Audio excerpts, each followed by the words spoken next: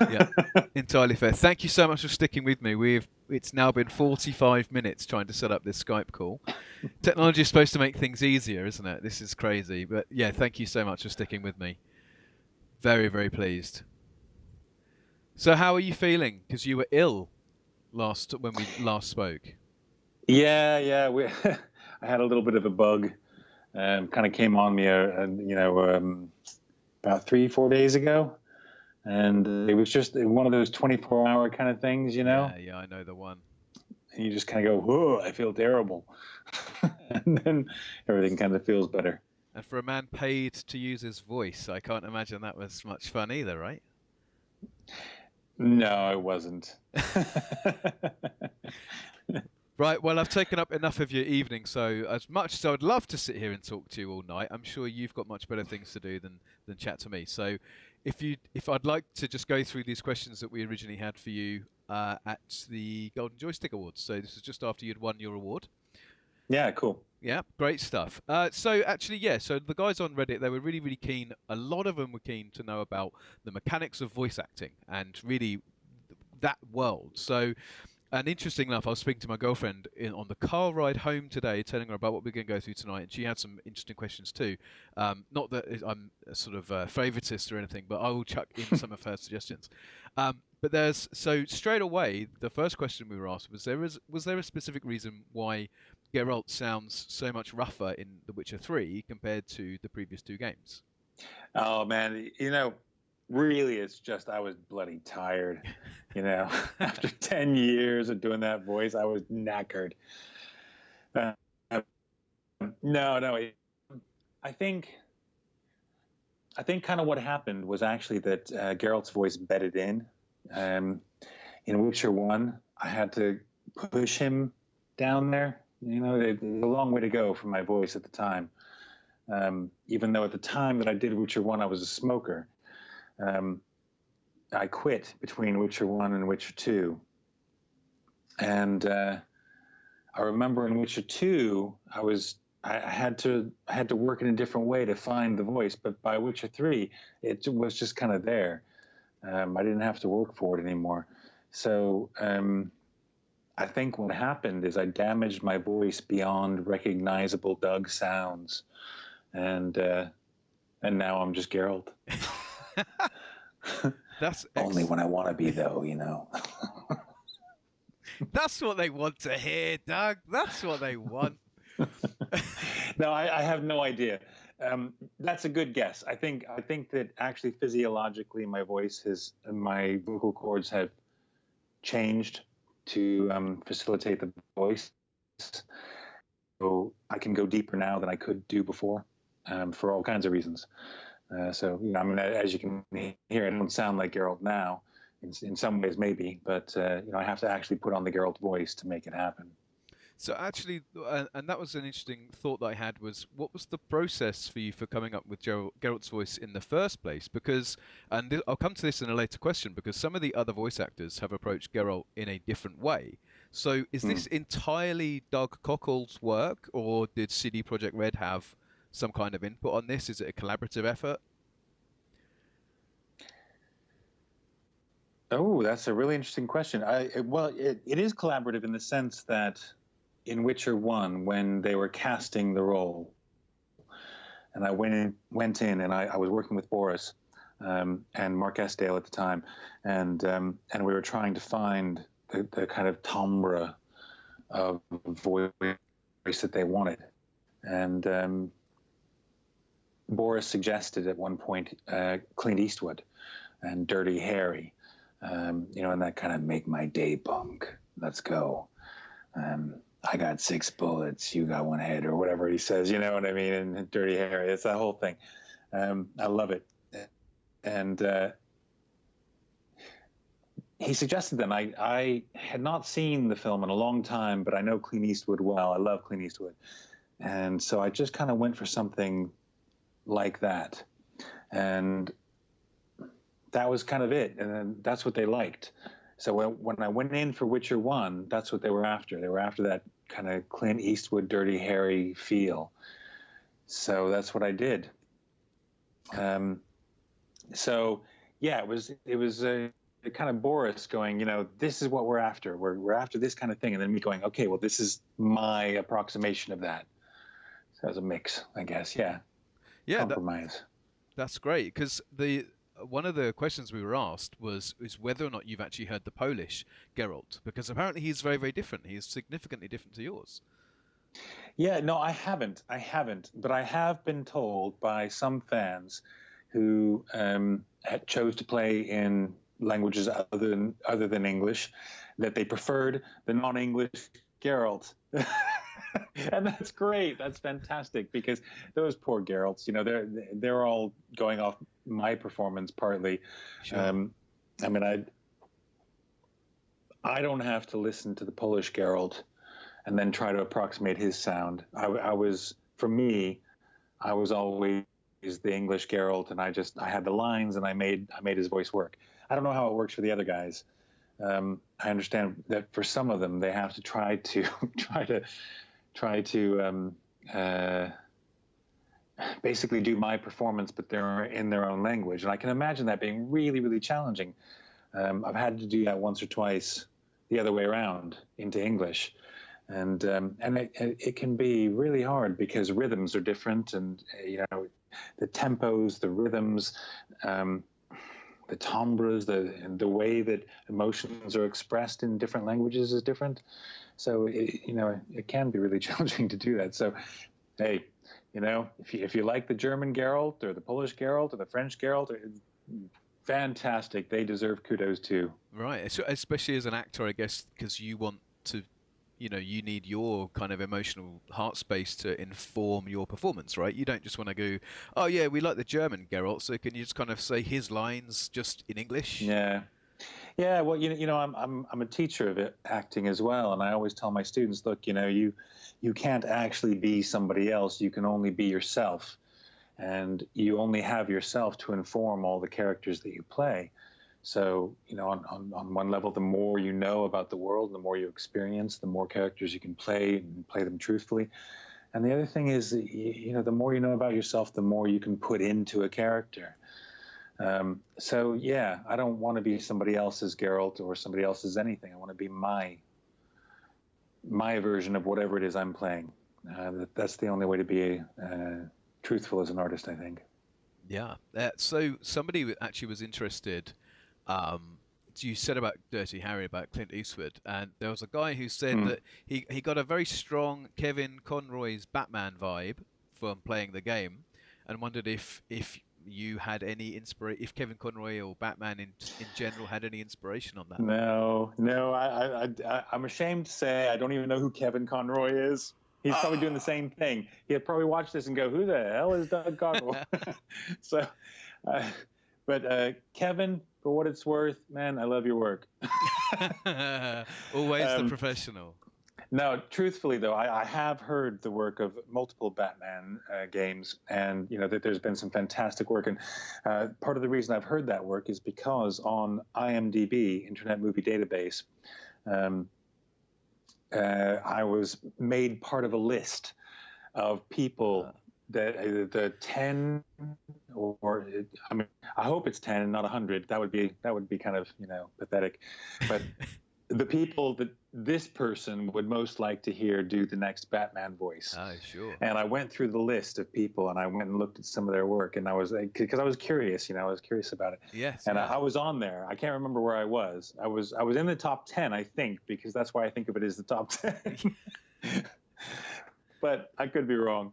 Wow. But yeah, I went through and I listened to a lot of Batman voices, potential Batman voices, and I thought, yeah, these are all good. These are all good candidates. Great stuff. Yeah, so I mean, for what it's worth, Kevin Conroy does the voice for Arkham Asylum, Arkham City, and Arkham Knight.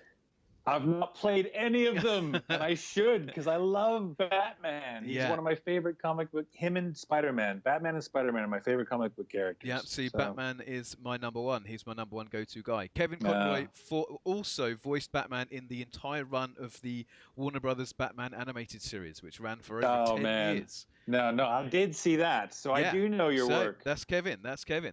So actually, this is completely off track here, but I'm a huge Batman fan, so why not talk about it?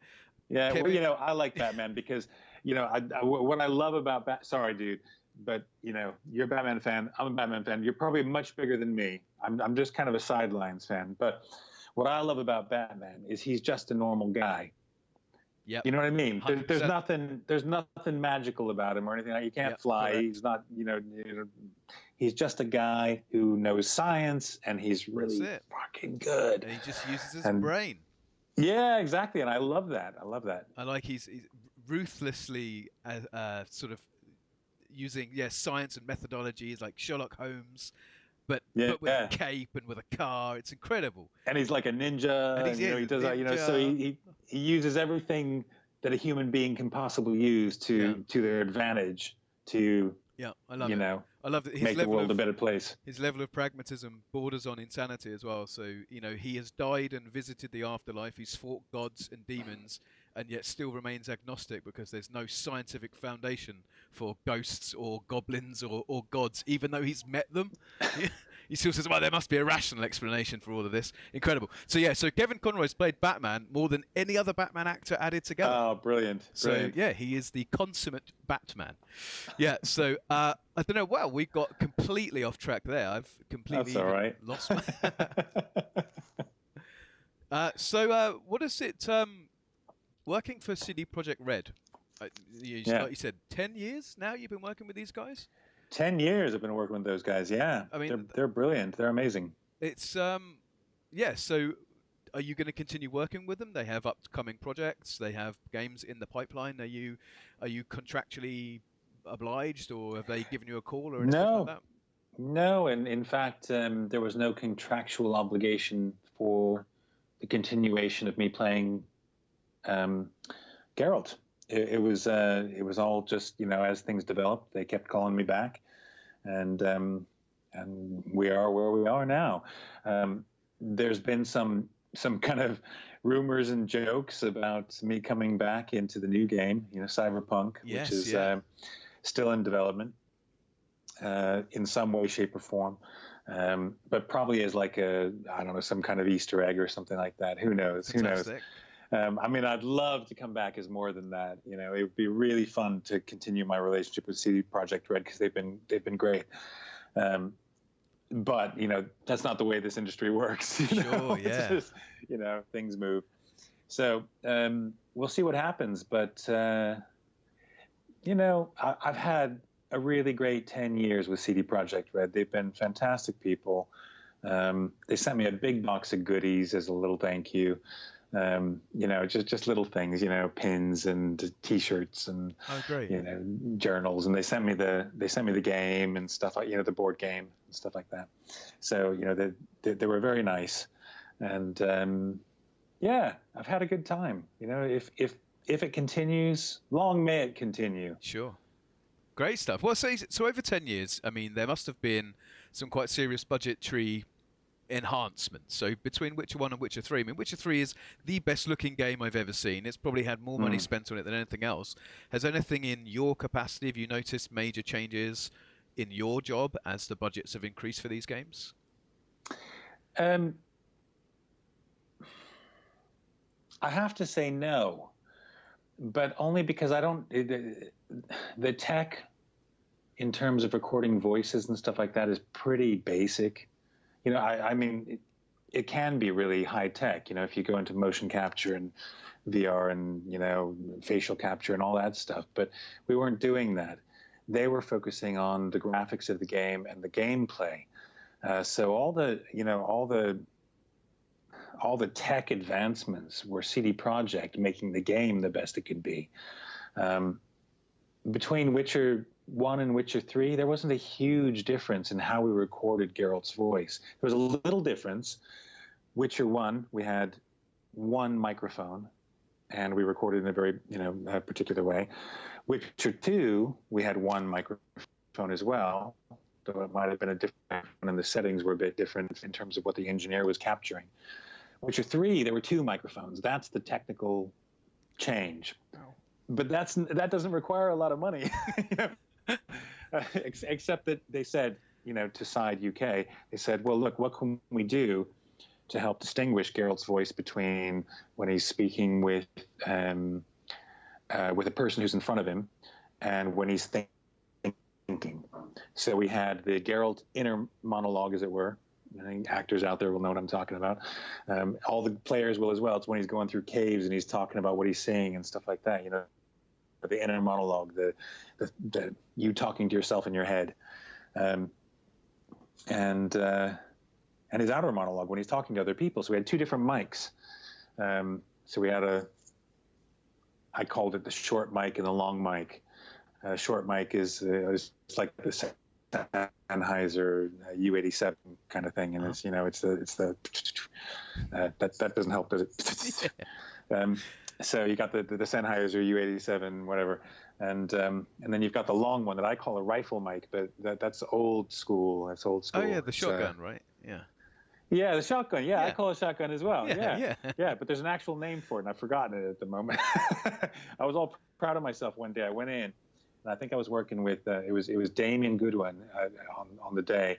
He was one of the directors, and it was either James or Duncan. I don't know which, because they were both interchangeable to a certain extent. James was usually the engineer. Sure. Duncan Duncan was the guy who was cleaning it all up on the other end. But sometimes Duncan swapped out because James was on holiday or whatever it was. And anyways, I finally said, "What are the names of these mics?"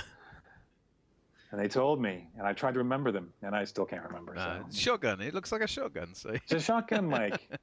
Yeah. as far as I'm concerned, that's what they're called. So, okay, so the budget, the enormous budgetary constraint allowed them to buy one additional microphone, which is, I mean, fantastic.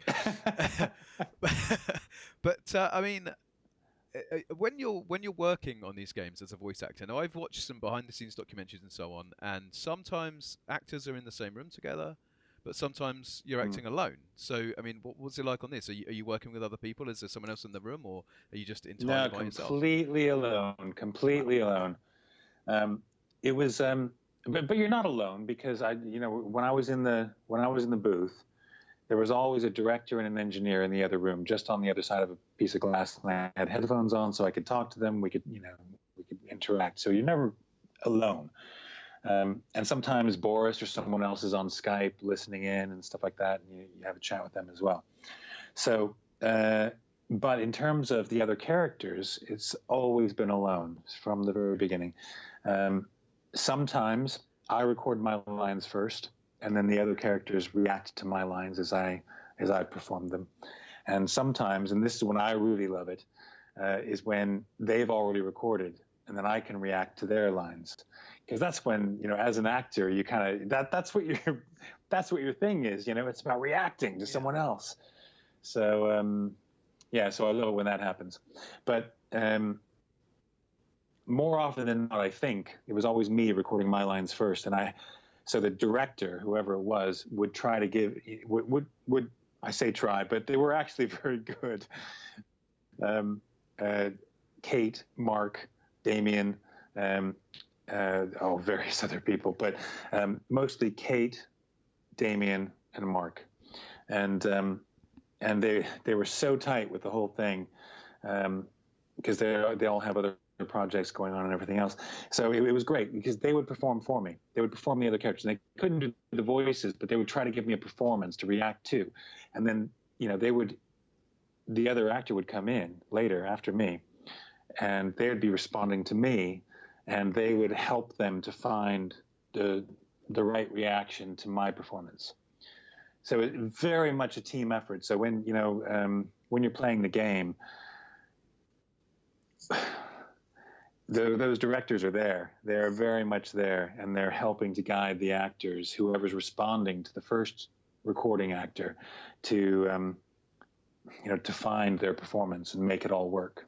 It really is down to the quality of that direction then, right? I mean, as you said, same with the voice, It's that collaborative effort between you, the actor, and the director telling you what's going on, because like you said, it's nice to be able to react to something, but when it's you in a room and it's dark and they go, right, Doug, so there's this dragon, okay, or whatever they might be, an emotional sequence, there's romance plots, right? So then you go, right, imagine you're in a romance. I mean that's...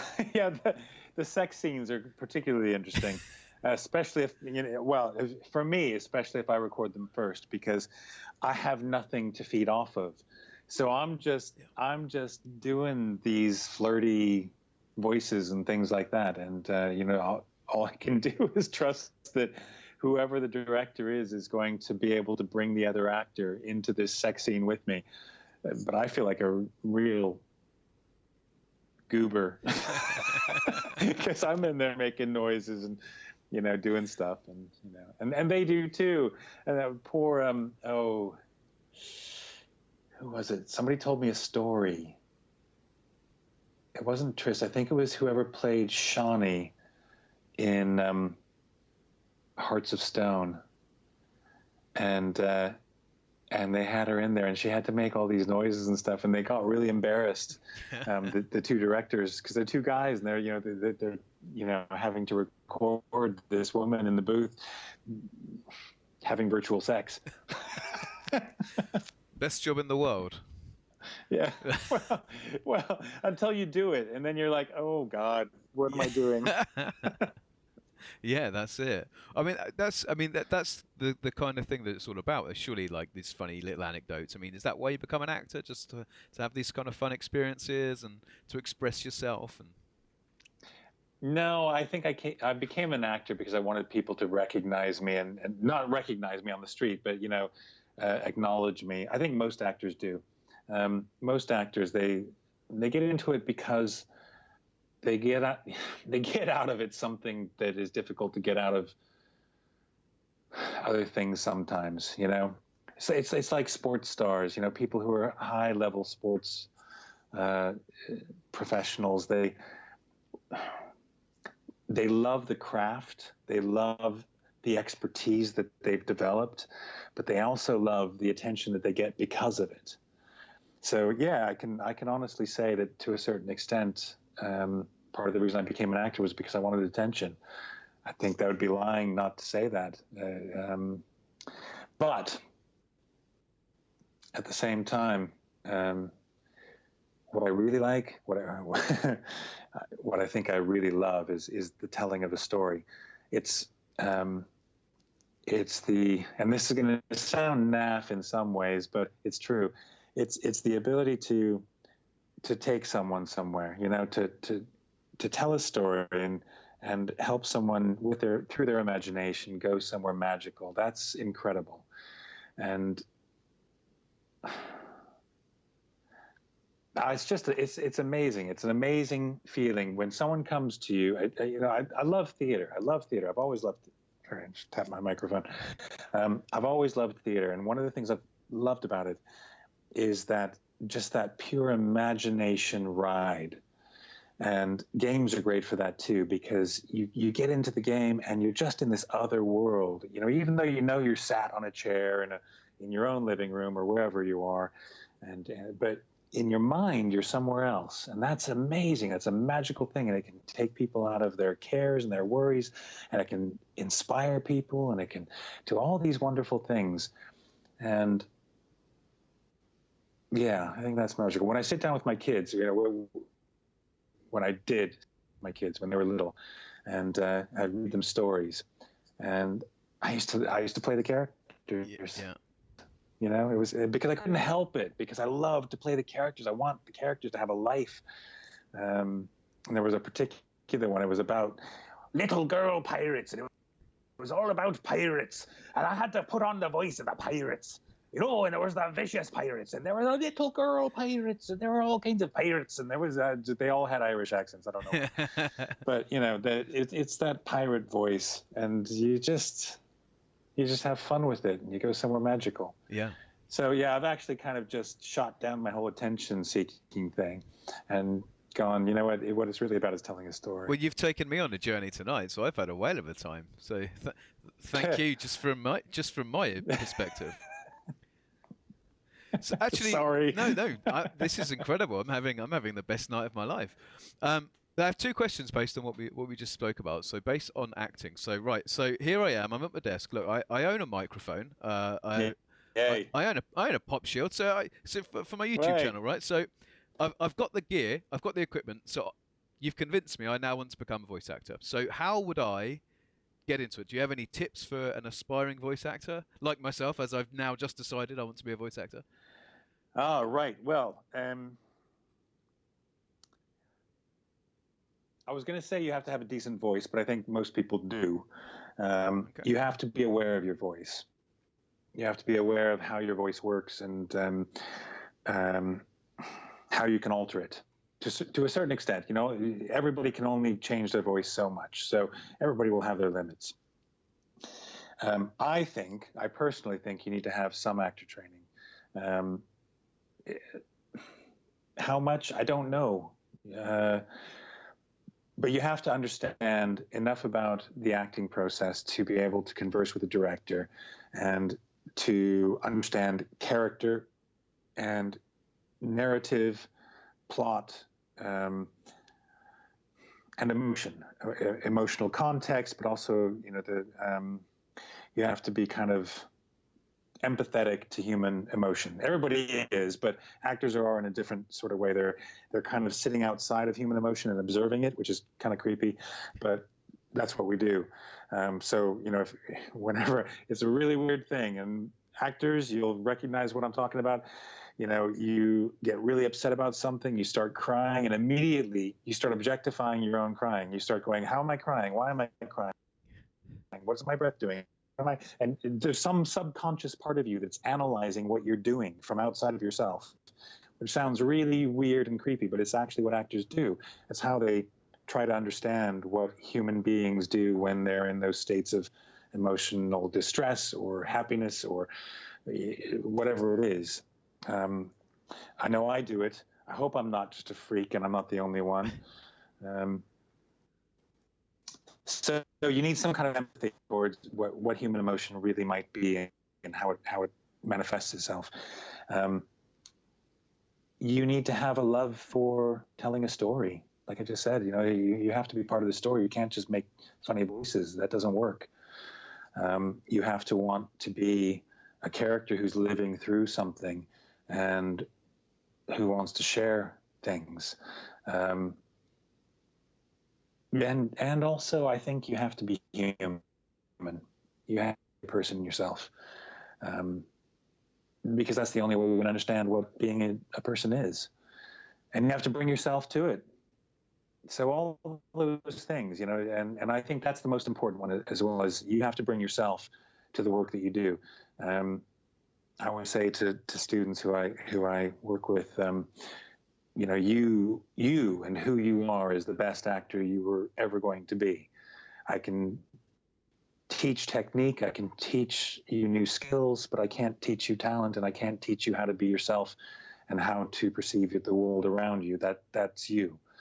And that's what's going to make you unique and interesting.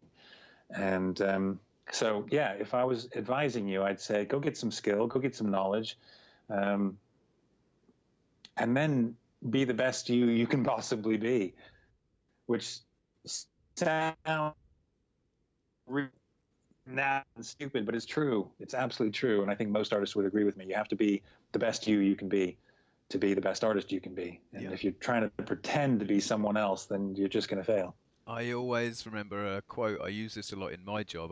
I don't work in acting at all, but Jackie Chan famously once said, "I never wanted to be the next Bruce Lee. I wanted to be the first Jackie Chan."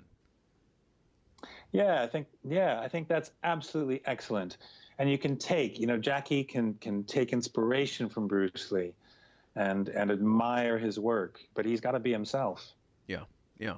Excellent. So actually, the other thing I wanted to talk about was you mentioned very earlier on in your talking about becoming an actor, you mentioned that you wanted recognition. Now, not necessarily, you said not necessarily visible recognition or physical recognition, but recognition for your work. But have you, as anybody, ever recognized you by your voice for Geralt or for anything else? As you said, I mean, Geralt's a bit of a long shot, though, right? I mean, yeah. No, and it's kind of wonderful actually, because I've got the best kind of fame in some respects, because I have a little bit of fame, and it's nice to have. It is a blessing, and it's lovely to be able to talk with people like yourself and to share with fans, and beautiful thing, to be part of something that people love so much. But at the same time, I don't want to walk down the street necessarily and be recognized and be stopped, while I'm trying to go buy some underpants or something like that, and so it's kind of nice. Nobody really knows who I am, but some people do. But most people, what they know is a voice that is not my own, a voice that is very different from my own in many respects. Perfect. Yeah, I mean, that's great, and it must be really refreshing, like you said, not to have to deal with the ugly side of being famous. Only the people that really know you know you. So, yeah, that must be lovely. Yeah, but even my students, it's a funny thing, because even my students who, because I teach at university as well, they don't approach me. So I actually think that there is this thing about even a little bit of fame. People, I think good people, most people, they don't want to bother people. You know what I mean? They don't want to. They don't want to just bug them and stuff like that, which is great. But at the same time, sometimes I wish they would just come up and go, "Man, I love your work. Right. Brilliant. Go have a great day. I just love Geralt." Because that would be cool too. It's British people. We're just too polite. We're so afraid of being rude. I think that's the biggest problem. Yeah, I think that's true around the world, though. People are generally pretty respectful of other people's space and time and stuff like that. So, I mean, the big stars, the Harrison Fords, the Greta Skakis, the Jeffersons, they probably have a very different experience. Yeah, I mean, Harrison Ford actually quite famously really hates a lot of the fandoms that surround his work. He didn't want to do Star Wars again. His condition was he'd only do it if he died, or if Han Solo died rather. And he routinely insults Star Wars fans whenever he's anywhere and people say, "Oh, I love you as Han Solo." He just fuck off. Like he doesn't like them at all.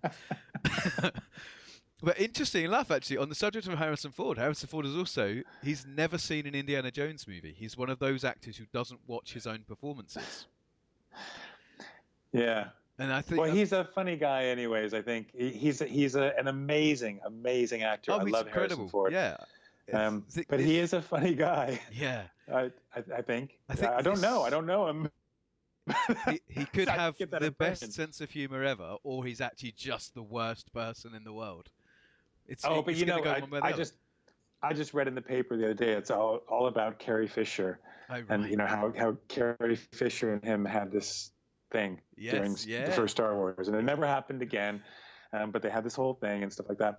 And she was saying how he's just this guy who is so sardonic, I don't know, cynical is sarcastic, and he just has this whole "fuck you" attitude that just oozes out of him. Yeah. And I can totally see that. You can see it in Han Solo and just about every role he's ever played. It's in Indy as well. It's what makes him so attractive to women, and it's what makes every man in awe of him. Like, all men want to be him, all women want to be with him. It's that old adage, but I think it's absolutely true with Harrison. He's incredible. So actually, on the subject, so House of Ford's never seen Indiana Jones. Have you played the Witcher games? Like, do you enjoy your own performance? Have you played the games? Do you know, I just finished, well, I say just, it was like 6 months ago now, but back in July, I finished Witcher 3 Wild Hunt. I've not played Hearts of Stone yet. I've not played Blood and Wine. I'm getting to that. But I played through the entire Witcher 3 Wild Hunt, and I loved it. I absolutely loved it. And I know where you're going with the Harrison Ford thing.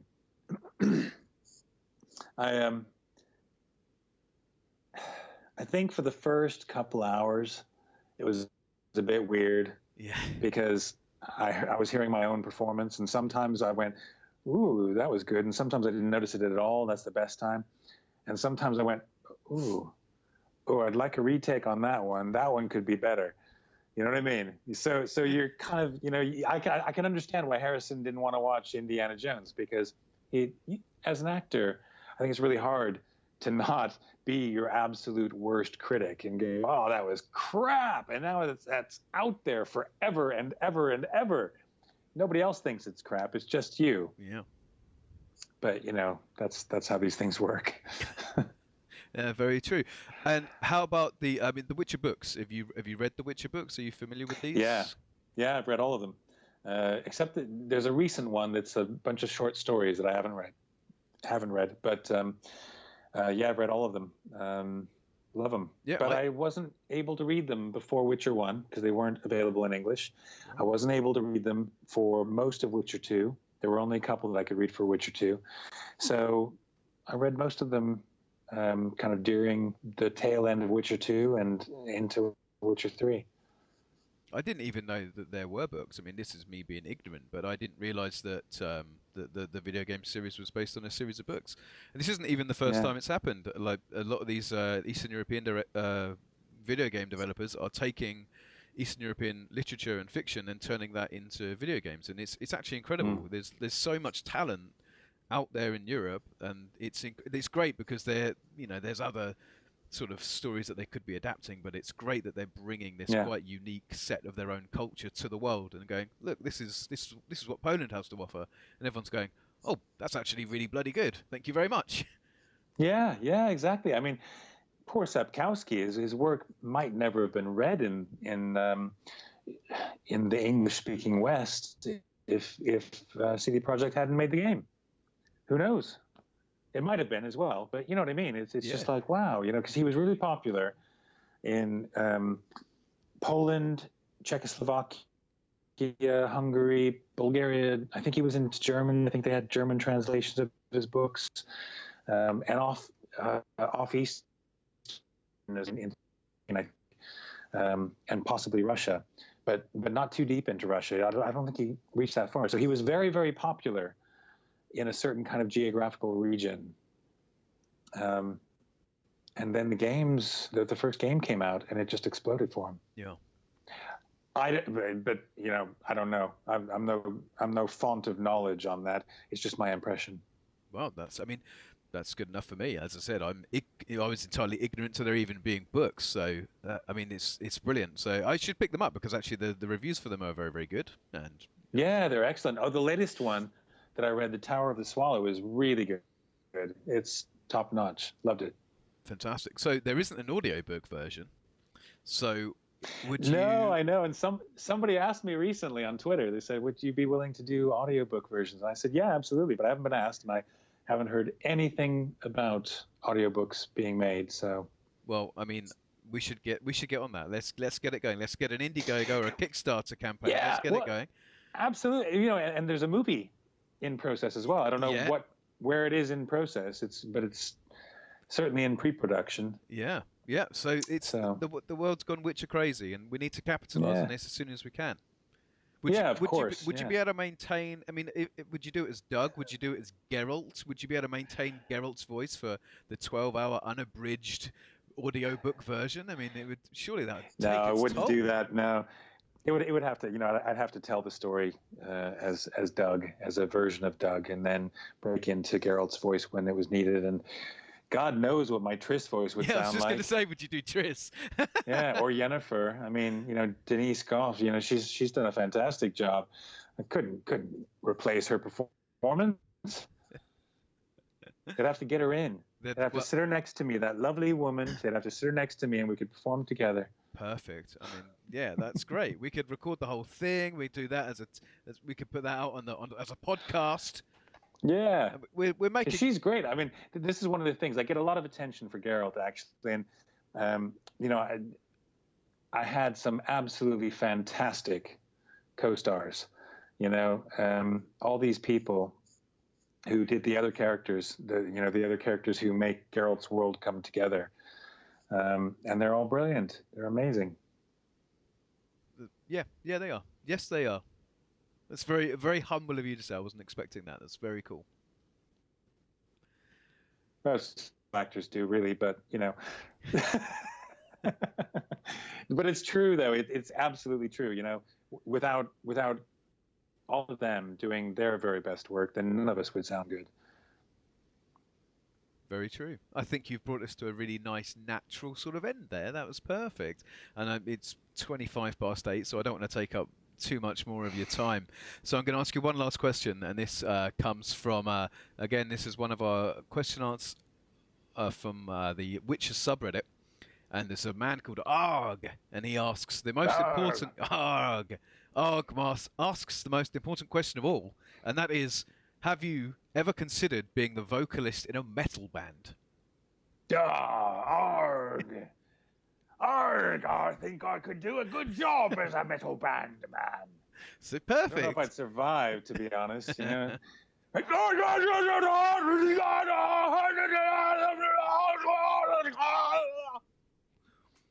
Maybe. Yeah, that was perfect. That's, I mean, Wow, that hurt just doing that. Oh, how are you going to do like a 2-hour gig? How are you I don't going to know. do the I European honestly tour? don't know how they do it. I don't know how they do it. Those guys, you know, I don't know how they do it. You need to get I'd love to do it. voice training, most likely, I imagine. Yeah. A lot of smoking and bourbon, I think. I don't think that hurts. That may well be it. That may well be the secret. That's the secret to good metal vocals. I so admire metal band singers because they put themselves through the most amazing stress, actually. My favorite is Metallica. I know that's an obvious choice, but it is my favorite because I get it. Some of the other stuff I don't quite get. You know, it's just a little too hard for me. But I totally recognize the skill and the talent there. Yeah, I mean, they're actually the best band ever. They're my favorite band. So I mean, that's perfect. Yeah, that's great. See, Doug, we're getting on. Me and you, this has made it all worthwhile here. We spoke about Harrison Ford. We spoke about Star Wars. We're talking about Metallica, Batman. This is incredible. Let's do this every week, Doug. This is great. Excellent. I like Spider-Man too. Is that okay? Yeah, no, Spider-Man's brilliant. I like anything. I like all comic books. Like I got Star Wars. I got a Stormtrooper here. Like, I know. I saw him. That's great. He looks like a pillow. It is. It is a pillow. It is a pillow. Excellent. Yeah, you have to have a Stormtrooper pillow. Yeah. Raph, who runs the YouTube channel with me, bought me that for my birthday present this year. And he turned up at my house. Happy birthday, mate! I got you this pillow. And this comes from a guy he doesn't like Star Wars. He doesn't really like any kind of nerdy stuff. He's a very normal person. I thought you'd like this. It seemed like the sort of thing you would like. Happy birthday, mate. Yeah, thanks. Cool. I'll put it in. That's a good friend. No, it's a good friend. He's a very good friend. Well, anyway, Doug, thank you so much for your time. I've had an absolute whale of a time, and you've been so good to us because this has been a long time coming, and you've been very, very patient with me. Oh, I know. I'm so sorry it didn't work out the first time. Do you know what? I really hope this does as well, because you imagine if I turn this off and go, "Oh, Doug, it didn't record." I mean, it would just be. Well, that's it, Matt. You've had 2 chances. That's it. See you later. The next one, you really would get the mankini, Doug. Oh, that's I was angling for it. I mean, that's front page material right there, isn't it? Doug turns up in his mankini. Perfect. That's run for the hills kind of material. that's viral, isn't it? Viral immediately. Everybody go blind. Oh, well, it's been a pleasure, Matt. Yeah. So, let me know when this is, going up or whatever. And we bowled. Yes, we bowled. I actually have a clip. Went bowling. I actually have a clip on my phone, I think, of the last ball in the whole game, and it was yours. And I think you missed. Like, you missed all of the pins. And I just had it on my phone, and excellent. I've had no idea what to do with it, but now I know. You got to put it up. I can put it in here. Just have it in the video. And yeah, here's Doug's last I was terrible G. Bowl. Yeah. I was G on the scoreboard. And I did terrible. I had like nothing but gutter balls for the first 4 frames. Yeah. And then I had 2 strikes in a row and a spare after that. And suddenly I was beating everybody, and then I had a gutter ball again. Yeah, I think I performed consistently at getting 2 or 3 pins at a time. And that was it. That's my frame. 2 pins, 3. So I was consistent, but just consistently bad. Yeah. So, yeah. Me too. And then I had a moment of brilliance for about 3 frames. It was really exciting, It was I was thrilled. I haven't bowled for several years. Yeah, I So haven't either, and that's been my excuse because I was giving my big all to Ben and to oh no, I'm really good at bowling. Last time I bowled, I was like a 280 game. I mean, I'm really really good. And then I two we're all gutter struggling balls to in a break row. 100. Yeah, I think I've struggled to break 50. I was terrible. But yeah, I mean, I can't wait to do it again. So if you're any of these shows again, it'd be great to catch up with you and to hang out again. That was awesome. Yeah, cool. Oh, I had fun. I had fun. This has been fun too. So, yeah, Great stuff, cool. Doug. Right, well, take care. Enjoy the rest of your night. Thank you so much for this again. Thank you very much, Matt. Cheers. Take care, buddy. Speak soon. Speak to you soon. Bye.